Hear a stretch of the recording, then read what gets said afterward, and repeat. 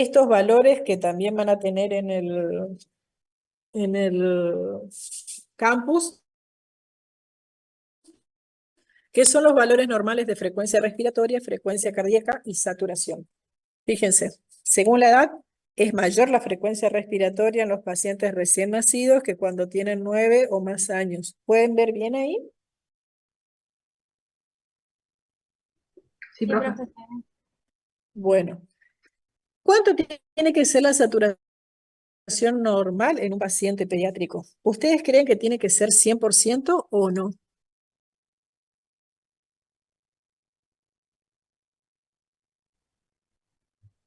No, puede ser un poco menos.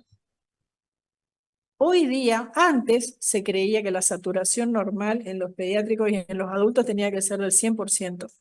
Hoy día ya se sabe que un paciente puede estar saturando 100% y tener un exceso de oxígeno en la sangre, tener un PO2, por ejemplo, de 600 milímetros de mercurio, que es dañino porque el oxígeno es una droga y tiene que ser administrada en cantidades necesarias nada más, no de más. Entonces, si nosotros sabemos que el paciente satura 100%, pero no podemos saber si ese 100% corresponde a 100 milímetros de mercurio de oxígeno o 200 o 300 o hasta 600, porque llega un momento en que el saturómetro no es capaz de discriminar excesos de cantidad de oxígeno en la sangre. Entonces, lo que hoy día se busca es que el paciente no sature más del 97%. Se considera, esto es pregunta de examen seguro, se considera que la saturación ideal en el paciente pediátrico no tiene que ser más del 97%. Esto es un concepto muy importante. Y les dejo de tarea para la casa para que ustedes busquen cuál es la saturación normal en un neonato, porque ahí cambia también la saturación. En un neonato no tenemos que buscar que sature 97%, sino mucho menos todavía. Y fíjense, con respecto entonces a la frecuencia respiratoria y a la cardíaca, cómo va cambiando de acuerdo a la edad de los chiquitos. La frecuencia cardíaca en el recién nacido es de 140 latidos por minuto, más o menos 50. En cambio, cuando tienen 9 o más años ya se iguala generalmente a los adolescentes y adultos 70, más o menos 20. Lo mismo pasa con la frecuencia respiratoria. Ahí tienen los valores. Los recién nacidos generalmente tienen 30 de frecuencia respiratoria, que va disminuyendo a medida que avanzan en edad.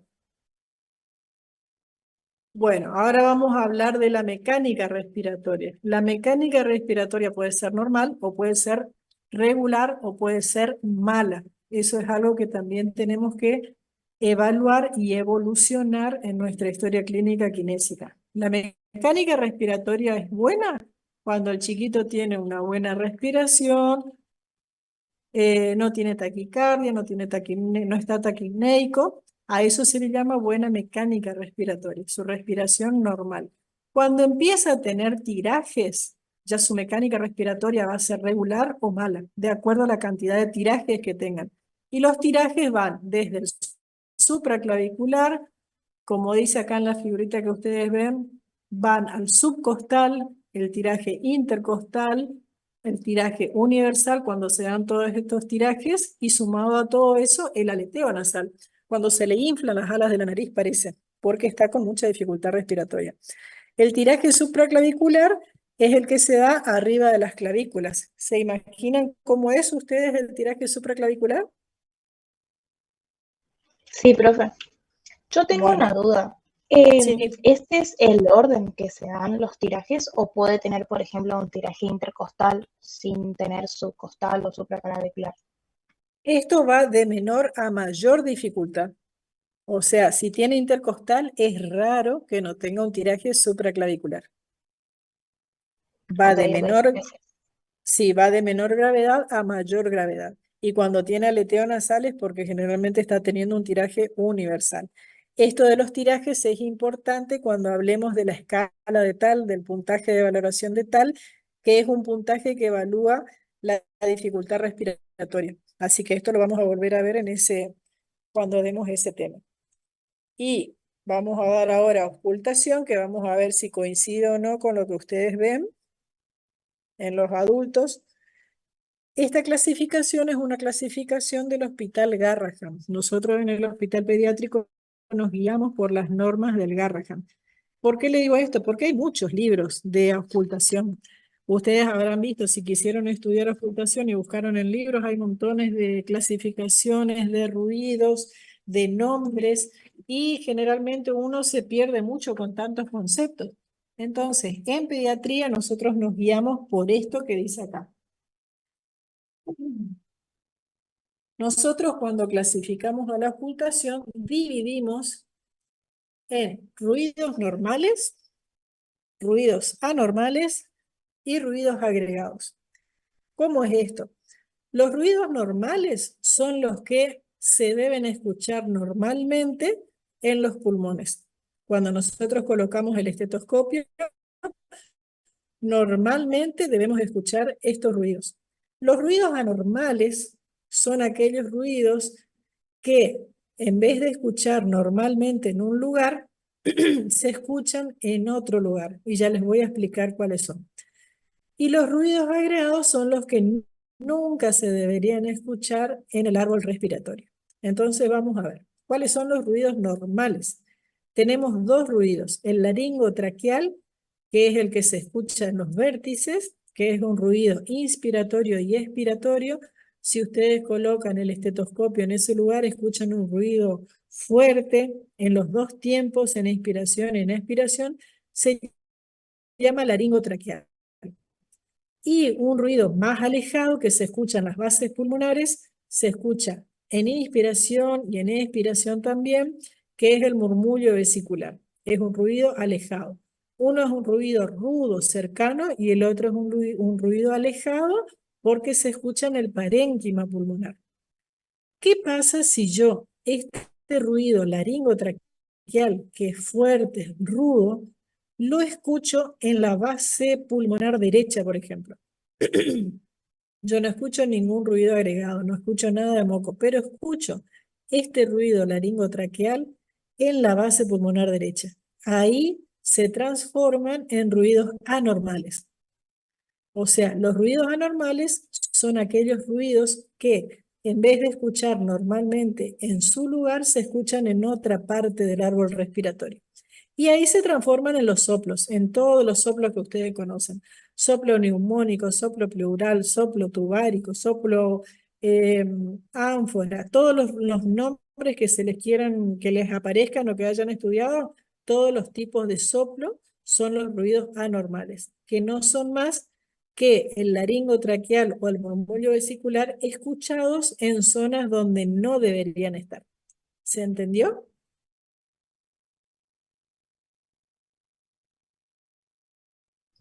Sí, profe. Bueno, y vamos a los ruidos agregados entonces, que son ruidos que nunca se deben escuchar en condiciones normales.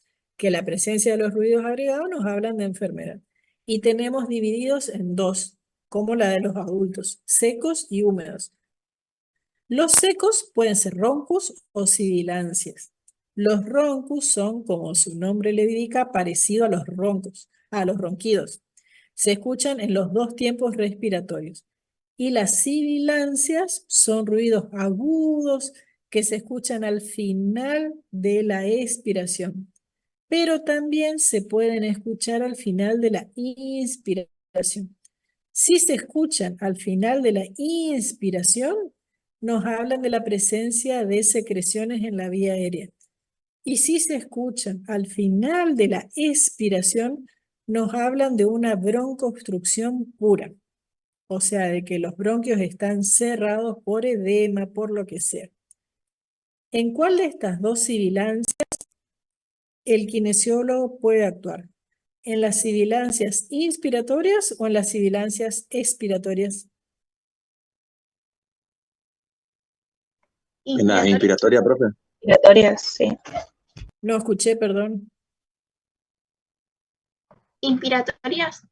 Muy bien, en las sibilancias inspiratorias. Por eso es importante distinguir en qué momento respiratorio se escuchan las sibilancias. ¿Por qué? Porque si son sibilancias expiratorias, nos hablan de la obstrucción a nivel de bronquios. Ahí no podemos hacer nada. Cuando el bronquio está edematizado y cerrado, no podemos hacer nada. Ahí es eminentemente medicamentoso. Hay que hacer PAF de aerosol, broncodilatadores, etcétera. El tratamiento es médico. En cambio, si el paciente entra a emergencia y yo le escucho sibilancias inspiratorias, quiere decir que hay presencia de moco y entonces ahí yo sí puedo actuar. Sí, ya es de resorte kinésico. ¿Se entendió?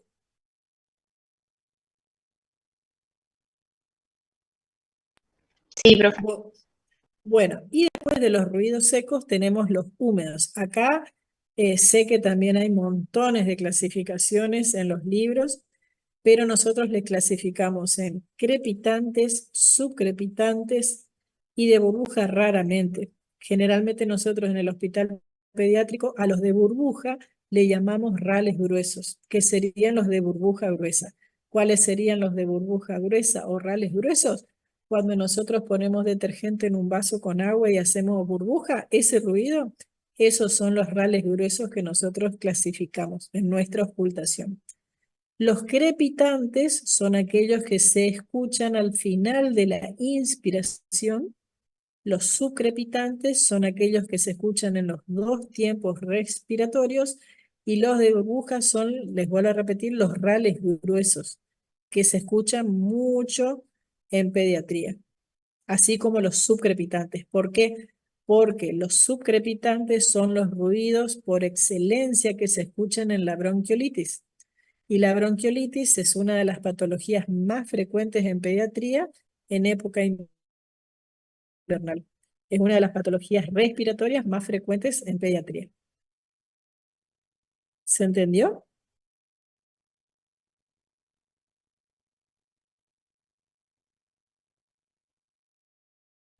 Profe, una ¿Hola? pregunta. ¿Sí? O sea, los subcrepitantes se escucha igual que los crepitantes, nada más que en los dos tiempos inspiratorios. Así es. Los crepitantes son patognomónicos de patologías neumónicas, de neumonías. Se escuchan al final de la inspiración, como que se despega algo. Plop, plop. Y justamente se escuchan, son patognomónicos de las neumonías. Cuando el paciente tiene crepitantes, no hay mucho para hacer porque habla del inicio de su neumonía. Vieron que la neumonía tiene 4 etapas, la etapa de hepatización, roja, gris, etcétera, y resolución. Bueno, los crepitantes se ocultan en la primera etapa y hablan de que no hay nada para hacer desde el punto de vista kinésico. Por eso es importante que ustedes sepan bien ocultación. Cualquier cosa me preguntan en el práctico, porque esos ruidos que ustedes escuchen en el tórax les va a decir si ustedes tienen incumbencia o no tienen incumbencia con el paciente, si ustedes le pueden hacer algo o no le pueden hacer nada. Nosotros generalmente en las neumonías actuamos en el periodo de resolución, que es donde ya se escuchan subcrepitantes o de burbuja. Al inicio de la neumonía se escuchan crepitantes y es una etapa donde el kinesiólogo no puede hacer nada. Se escucha también en otra patología, pero yo les hablo de patologías pediátricas, básicamente. Subcrepitante, patognomónico de la bronquiolitis, desde que inicia hasta que termina, y en las etapas de finalización de la neumonía. Crepitante, patognomónico de una neumonía. ¿Alguna otra duda?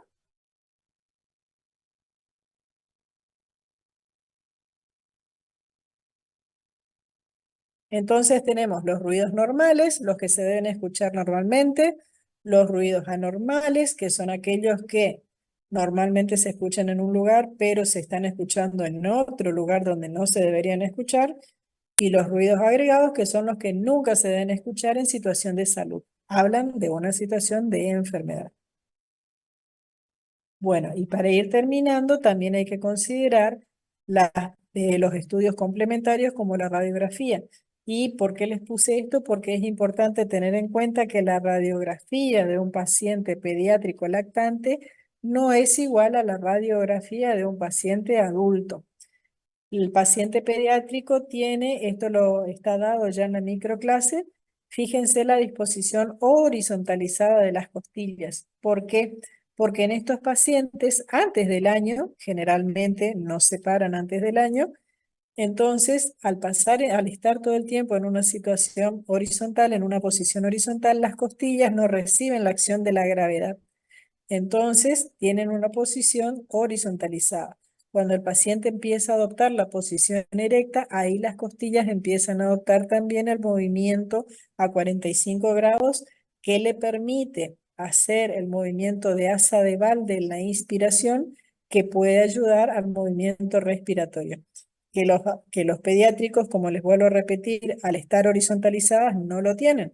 Esa es otra desventaja mecánica que tienen también con respecto a los procesos respiratorios cuando tengan dificultad respiratoria. No tienen nada a favor. Entonces es importante que actuemos porque se van a cansar rápido. Encima su diafragma no tiene músculos resistentes a la fatiga, no tiene fibras resistentes a la fatiga, o sea que se va a fatigar rápido también. Esto es algo que lo tienen que tener en cuenta. Que esté así, no hablo del color porque acá está blanco y sabemos que tiene que ser de color radiolúcido. Acá lo que quiero que miren es la disposición de las costillas nada más, que es distinta a la del adulto, que tienen esta disposición en 45 grados ya. ¿Entienden?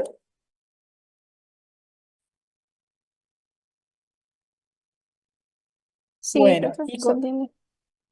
y con eso entonces terminamos la clase. ¿Alguna pregunta?